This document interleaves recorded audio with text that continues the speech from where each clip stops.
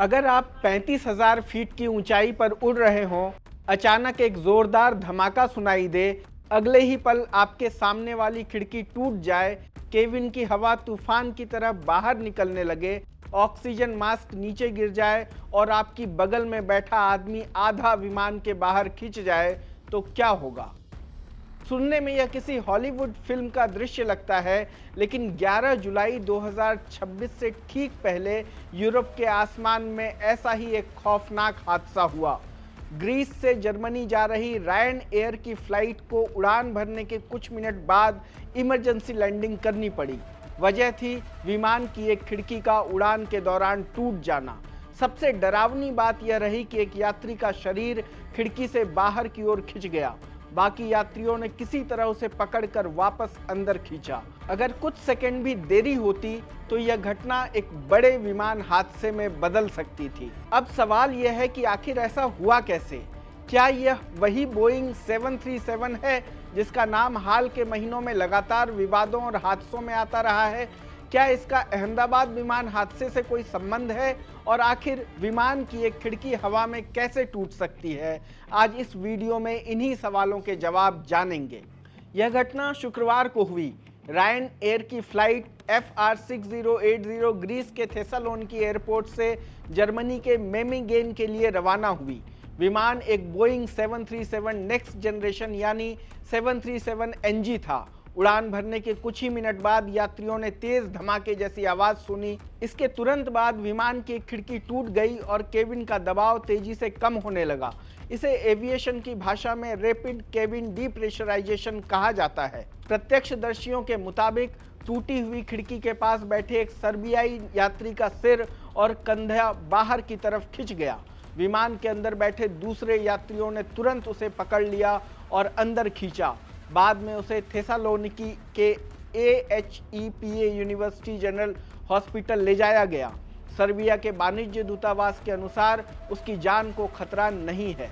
Ryan air ने अपने आधिकारिक बयान में कहा कि उड़ान के दौरान एक यात्री की खिड़की अपनी जगह से निकल गई। इसके बाद विमान को एहतियात के तौर पर वापस थेसालोनिकी लौटाया गया। विमान सुरक्षित उतरा और सभी यात्रियों को टर्मिनल वापस ले जाया गया। लेकिन सबसे बड़ा सवाल यही है कि खिड़की आखिर टूटी क्यों? राइटर्स ने ग्रीस के 2 एयरपोर्ट सूत्रों के हवाले से बताया कि शुरुआती जांच में आशंका है कि विमान के इंजन का एक हिस्सा टूटकर निकला और उसने खिड़की पर जोरदार टक्कर मारी। स्थानीय ग्रीक मीडिया ने भी यही दावा किया है।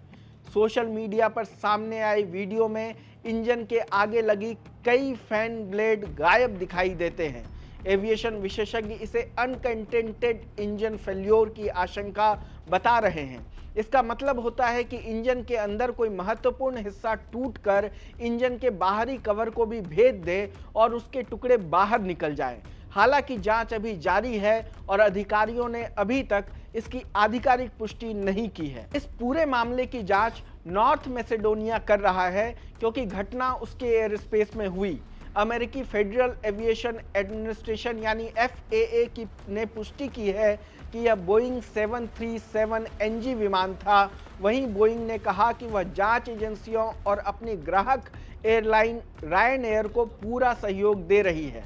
अब यहाँ एक और सवाल उठता है, क्या यह वही बोइंग 737 है जिसका संबंध अहमदाबाद विमान हादसे से है?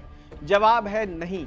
अहमदाबाद में जो बड़ा विमान हादसा हुआ था उसमें बोइंग 787 ड्रीम लाइनर शामिल था, जबकि ग्रीस की यह घटना बोइंग 737 नेक्स्ट जनरेशन यानी 737 NG से जुड़ा है। दोनों विमान एक ही कंपनी बोइंग बनाती है, लेकिन दोनों का डिज़ाइन, तकनीक, आकार, इंजन और ऑपरेशन पूरी तरह अलग है। इसलिए इन दोनों घटनाओं को सीधे जोड़ना तथ्यात्मक रूप से सही नहीं होगा। लेकिन एक समानता जरूर है।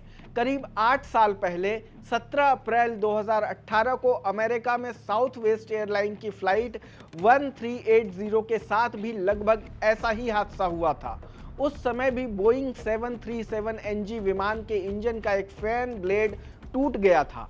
इंजन से निकला मलबा खिड़की से टकराया, खिड़की टूट गई और एक महिला यात्री आंशिक रूप से विमान के बाहर खिंच गई। बाद में उसकी मौत हो गई। यह लगभग 9 साल में अमेरिकी पैसेंजर एयरलाइन में पहली मौत थी। उस हादसे की जांच अमेरिकी नेशनल ट्रांसपोर्टेशन सेफ्टी बोर्ड यानी NTSB ने की थी। जांच में सामने आया था कि इंजन के फैन ब्लेड में धातु की थकान यानी मेटल फटीग के कारण ब्लेड टूटा था। इसके बाद NTSB ने बोइंग को 737 NG के इंजन फैन काउल डिजाइन में बदलाव की सिफारिश की थी। 2023 में FAA ने निर्देश जारी किया कि यह बदलाव जुलाई 2028 तक सभी प्रभावित विमानों में लागू किया जाए। दिलचस्प बात यह है कि 2018 की उस फ्लाइट को सुरक्षित उतारने वाली पायलट टैमी जो शुल्ट्ज ने इस नई घटना पर प्रतिक्रिया देते हुए कहा कि उन्हें दोनों मामलों में कई समानताएं दिखाई देती हैं। उनके मुताबिक जब इंजन के बाहर तक नुकसान पहुंचता है तो सिर्फ इंजन बंद नहीं होता बल्कि विमान के एरोडायनेमिक्स और स्ट्रक्चर पर भी असर पड़ता है। इस घटना ने एक और सवाल खड़ा कर दिया है, क्या 737 NG बेड़े में कहीं कोई नई तकनीकी चुनौती सामने आ रही है या यह सिर्फ एक दुर्लभ संयोग है? इसका जवाब जांच पूरी होने के बाद ही मिलेगा। फिलहाल इतना जरूर कहा जा सकता है कि आधुनिक विमान कई स्तर की सुरक्षा व्यवस्था के साथ बनाए जाते हैं। इसी वजह से इंजन में गंभीर खराबी और केबिन का प्रेशर कम होने जैसी स्थिति के बावजूद पायलट विमान को सुरक्षित वापस उतारने में सफल रहे और एक संभावित बड़ी त्रासदी टल गई। अब पूरी दुनिया की नज़र जांच रिपोर्ट पर है। क्या खिड़की वास्तव में इंजन के मलबे से टूटी? क्या इंजन में मेटल फटीग जैसी समस्या थी या फिर इसके पीछे कोई और तकनीकी कारण है? इन सवालों के जवाब आने वाले दिनों में सामने आएंगे, लेकिन फिलहाल इतना तय है कि ग्रीस के आसमान में कुछ मिनटों के लिए जो हुआ उसने दुनिया को एक बार फिर याद दिला दिया कि आधुनिक विमानन में भी सुरक्षा से जुड़ा हर छोटा संकेत कितना बड़ा महत्व रखता है। इस पूरी घटना के बारे में आपका क्या सोचना है, हमें कमेंट बॉक्स में बताएं। देश दुनिया की तमाम खबरों को देखने के लिए जुड़े रहें लोकमत हिंदी के साथ। धन्यवाद।